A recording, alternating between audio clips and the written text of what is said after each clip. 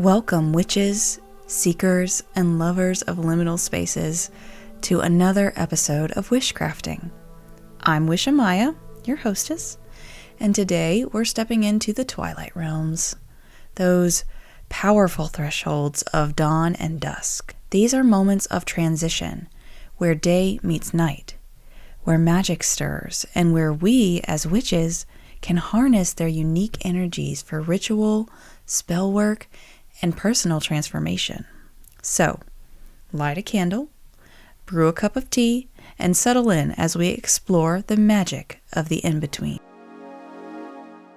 First, we're going to talk about why dawn and dusk are so magical. Both of these times are considered liminal spaces, powerful thresholds where one reality shifts into another. They're neither fully one thing or the other. Dawn carries the essence of new beginnings, purification, and manifestation, while dusk is a time of reflection, release, and transformation. In many traditions, these times were seen as moments when the veil between worlds was thin.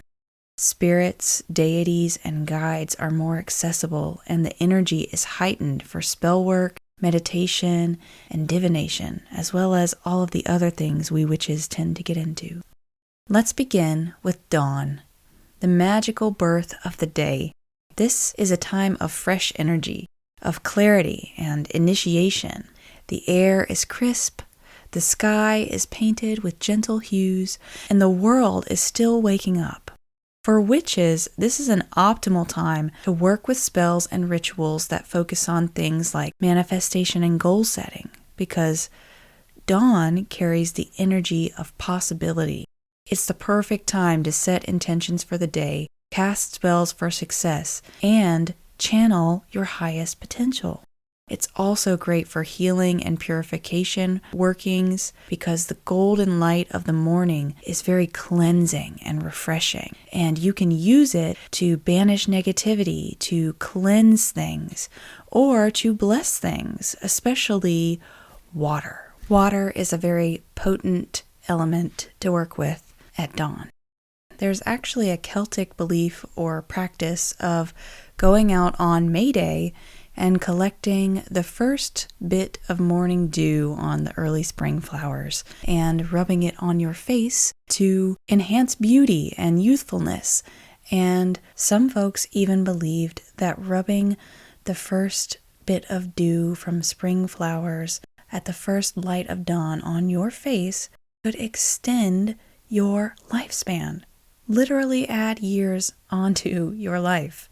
And I find this folk practice quite interesting because as a witch, as a modern witch, I know what moon water is. You probably know what moon water is, whether you're a witch or not, because it's very popular, especially if you're on the internet, because it's so accessible and so easy. But the idea behind moon water is that you charge the water with an intention, and you can do the same thing with solar water, which is exactly what's happening in this folk belief of catching the first drop of dew on a flower or a leaf with the first rays of the breaking sun on a sacred day. That's exactly what this is. It's solar-charged water that you are rubbing on your face to bless yourself with the energy of the day. And that is so magical. Oftentimes, witches will charge crystals with their intentions and do what they will with them. But, water is also crystalline. It has a crystalline structure. So you can essentially charge up water with whatever you want. And I like this folk practice because it is a older practice that lines up with something that's quite modern, actually. If you've ever heard of flower essences, that's essentially what this is. It is a water essence that is charged with the energy of a specific flower. And with that knowledge, knowing that flowers have different energies, plants have different energies, I love to think about and work with the different energetics of plants.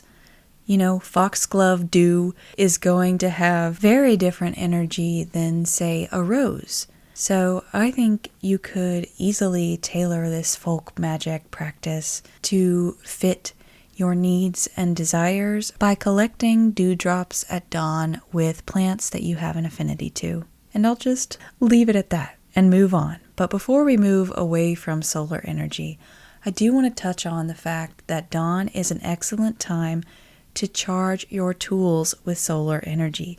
It's so magical. It's such a liminal time.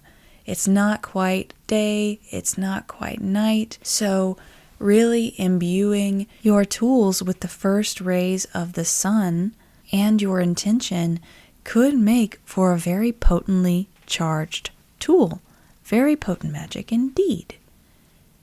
But it's not just a time for solar magic. It is also a time for spirit communication and communicating with your guides. Like I said, it's a liminal time. You're in between, which means it's an excellent time for divination, meditation, and trance. It's also an excellent time for journaling and automatic writing. You're up in the morning, everything's waking up, you're probably waking up, and you can tap into your subconscious. You can tap into your mind's eye and really go quite far when you access this liminal space intentionally. Now, before we move on to dusk, I have a very simple sunrise ritual for you to try. This dawn ritual or morning light manifestation will align you with the day's energy and set you up for success in many different ways. And it's really simple. All you have to do is wake up before sunrise and find a place where you can see the first light of the new day. Then you're going to light a yellow or white candle and hold a clear quartz or a sunstone. Clear quartz because she is the queen of crystals and will amplify your intention, whatever it may be. Sunstone to align with the breaking light of dawn. Once you have your lit candle and you are holding your stone of choice, you're going to speak your intention aloud, which is this. With this dawn, I welcome new beginnings. May the light of the sun illuminate my path, bringing clarity, joy, and success. Breathe deeply and absorb the energy of the rising sun into your body and spirit. Continue breathing, and as the first light breaks over the horizon, breathe it in all the way to your core.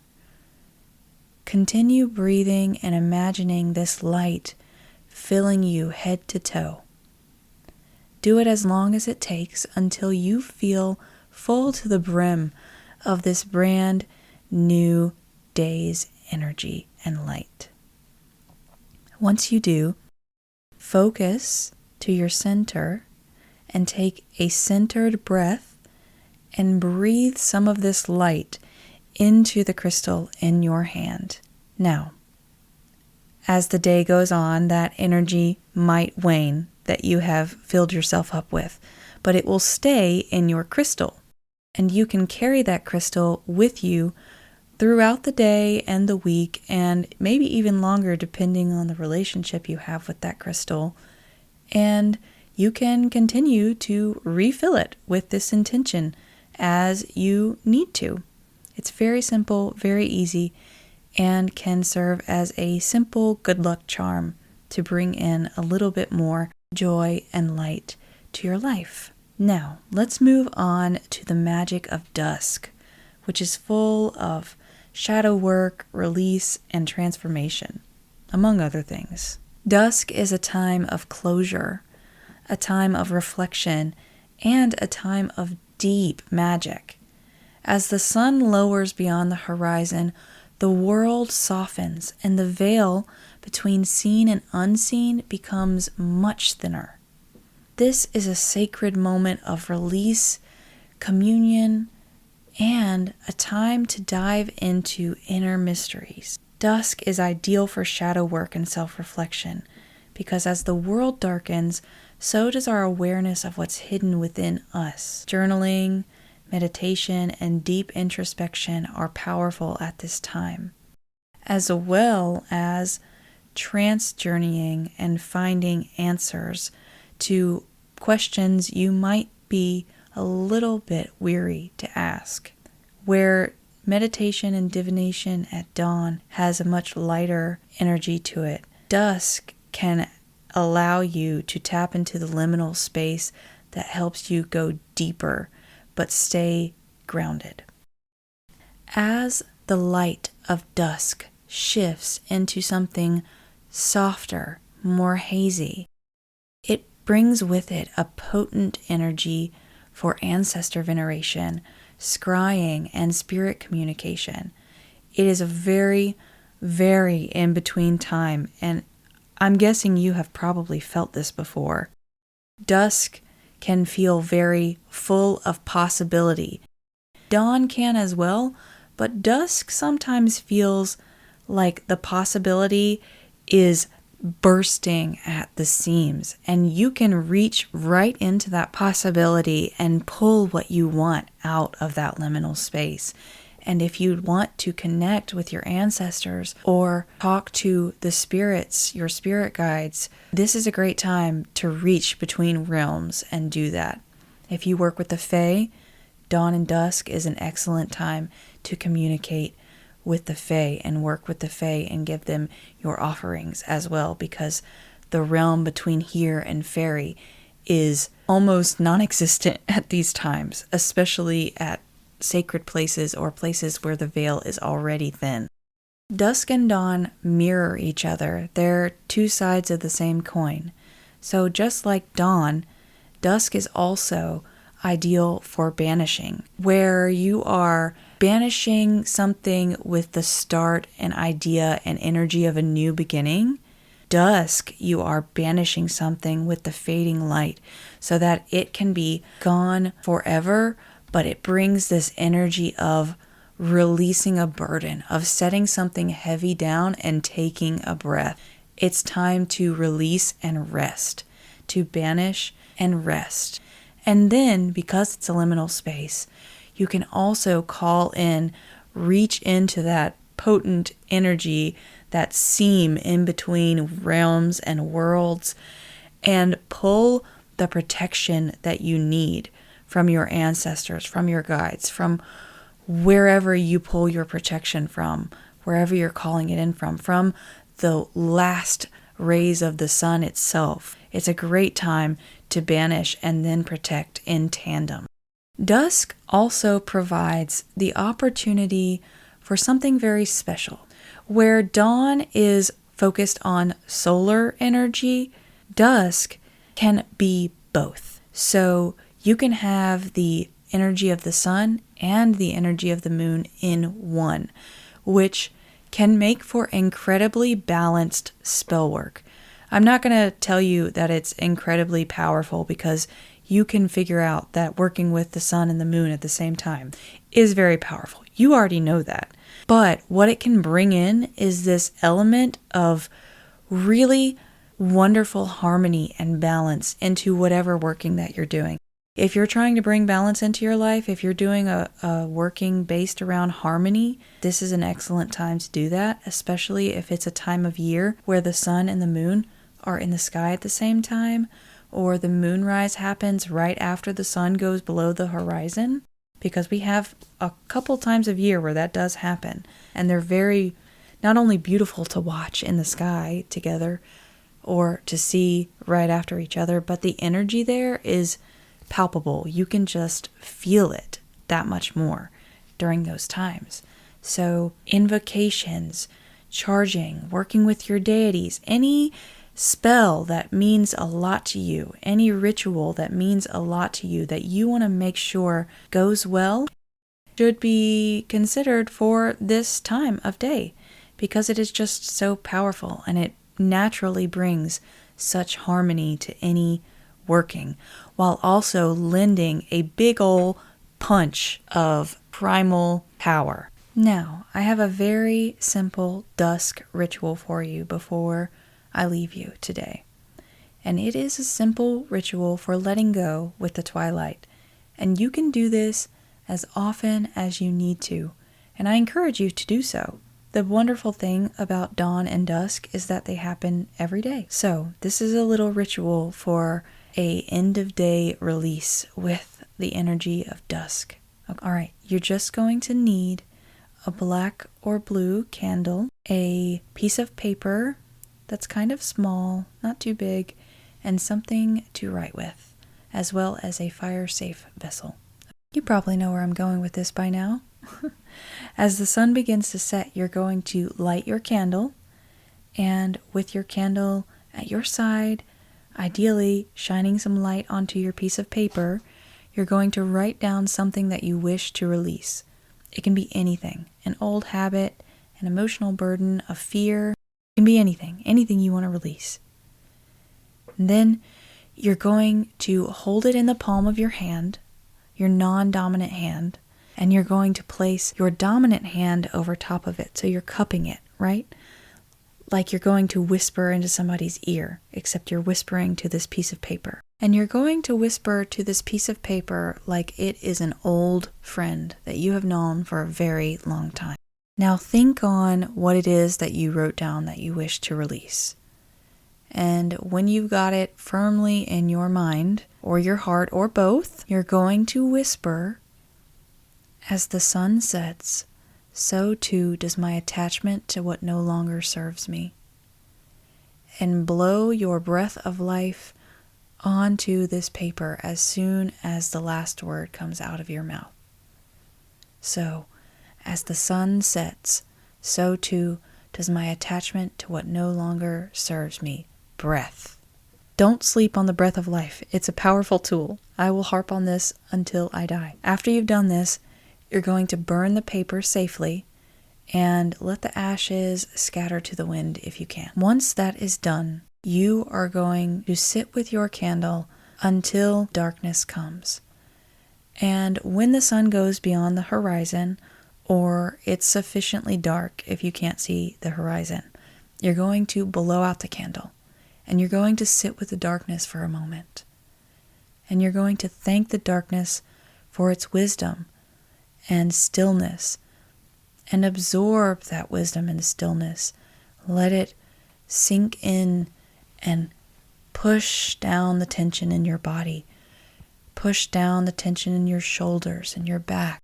Breathe in the stillness of the dark. Breathe in the gratitude of the darkness taking this burden away from you.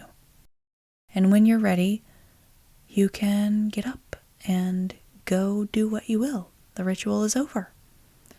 It's very simple, very accessible, very easy. If you don't want to burn it, you can just rip it up and throw it in the trash.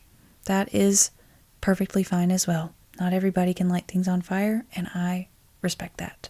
The wonderful thing about these rituals and working with dawn and dusk is that it's really easy to incorporate into everyday life. You don't need an elaborate ritual to connect with these powerful liminal spaces. Here are some simple daily practices that you can do to connect with dawn and dusk. At dawn, you can say a gratitude prayer with the first light.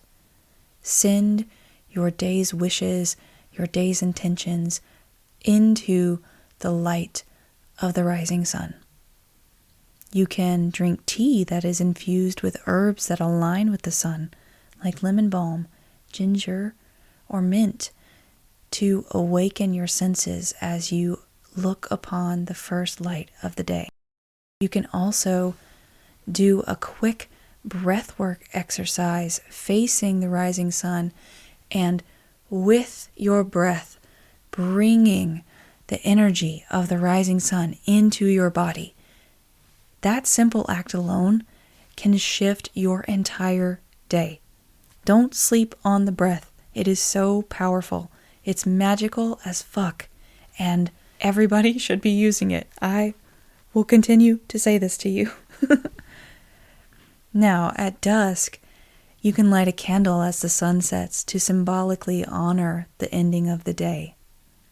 You can sit with this candle and meditate on the day, write, read, or any other practice you might want to do. with your candle. There are many things we witches do in the night. You can also go back to the breath with dusk as well. And as the sun sets, you can breathe out any tension that you have, anything that you're holding on to. You can release with the breath. You can ground at dusk with the breath. You can ground through your feet while you stare at the sunset. And with the sun setting, allow the energy that is not yours that you've been carrying to go back into the earth and away with the end of the day and the winking out of the light. Tapping into that power to just enhance whatever your daily magic is. It can be so powerful. And both dawn and dusk are excellent times to tap into the world around you. This is my last suggestion of incorporating everyday magic with dawn and dusk, okay?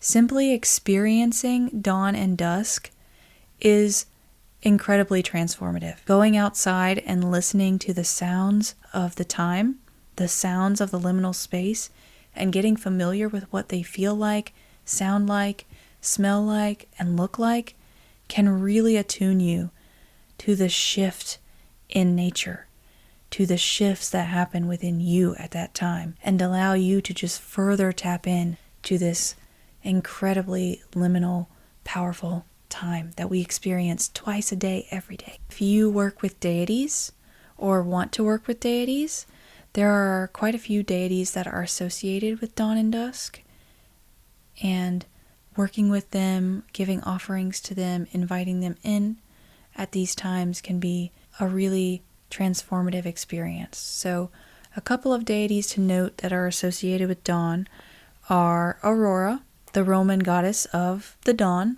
the light of the dawn; Eos, which was the Greek deity of the dawn; Brigid, who is the Celtic goddess of many things, but who is often associated with the sun period and also the light of the dawn. She was born at dawn when the first rays of light spilled onto the threshold that her mother was stepping over. I love Brigid so much. As well as Amaterasu, who is the Japanese goddess of the sun. And these are just a couple. And all of these deities are pretty accessible and non-threatening. Okay, so if you don't have a deity practice and you want to invite deity into a dawn or dusk ritual, these are really good goddesses and gods to reach for. Dusk deities to reach for are a little bit darker, as you would assume, but not any less accessible, okay? Hecate is the Greek goddess of the crossroads, of magic, of witches. She's often called the queen of witches, but she's also the keeper of the keys. She is impossible to break down into one sentence. She is vast and powerful as hell, and dusk is her time. If I was going to pick one deity to work with at dusk in liminal darkness, it would be Hecate. And she is rising right now. She is reaching out to so many people. She is expanding her coven. So if you ever wanted to start working with Hecate, now might be the time, and dusk would be a great time to reach out to her. Nyx is the Greek goddess of night. She is also a wonderful deity to reach out to at dusk. She, in my experience, is a little bit more hard to connect with because she is night itself. She is very primordial. Very, very, very primordial. Okay? She is larger than life to even begin to comprehend. But she is the dark, you know? So if you're doing rituals at dusk, simply inviting Nyx to be present or offering a thanks to her to experience her darkness would probably go a long way. If you wanted to start working with Nyx or working with deity and you considered something simple and you lean towards the darker side of things, offering a wish or a prayer of thanks, just offering thanks into the darkness as the sun goes down, thanking the night for all that it brings and all that it does for the earth, can be so wonderful. It can really connect you, and you really start to feel the darkness take on a presence. You really start to feel Nyx as this presence. And if you happen to be a woman, offering a prayer to Nyx as the darkness, as night, can feel very protective, okay? I started doing this a long time ago, and now when I'm out in the city, in the woods, anywhere in the dark by myself, I can kind of tap into Nyx and send out a call to her, a petition for protection, and I literally feel her come and surround me that much more. I feel her presence just get more there. It's not even heavier, it's just like I become more aware, and I do feel more protected. So that's something to think about as well. And anyone can do this, but as a woman, it's nice to have a little bit of a magical protection in my pocket, so to speak. Okay, and this is a relationship that is really easy to build with a very primordial entity that we all encounter literally every day, night, Nyx. There are many other deities that you could work with at dusk and dawn, of course, just depending on your practice and your path and what you want and what you need for your practice. Because, of course, magic is what you make it. The magic of dawn and dusk is all around us. It's woven into the fabric of the natural world every single day. By tuning into these sacred thresholds, we align ourselves with a rhythm of the universe and step into the power of transition, renewal, and transformation. I hope that this episode has inspired you to embrace the liminal, to weave the energies of morning and night into your craft. Whether you rise with the sun or walk beneath the twilight sky, may your path be ever illuminated. Thank you so much for joining me on this episode of Wishcrafting. If you enjoyed this episode, please don't forget to subscribe or follow. Leave a review if you are on a platform that can do that, like Spotify or Apple Podcasts or even YouTube. They really help me out. Comments also really help me out. And if you want to talk to me, there will be a way for you to do that in the show notes. I would love for you to share your own experiences with dawn and dusk magic. I really, really want to hear them. Lastly, if you want the rituals that I gave you for dawn and dusk as printable grimoire pages, consider joining my Patreon for $1. I'm doing that as I am getting Patreon up and running, so it won't be $1 forever. So hop on there and see what I got. I love giving you simple, accessible rituals that mix the mundane and the magical because they are just so intertwined. So, dear listener, I will see you next episode. But until then, keep your roots deep and your dreams wild.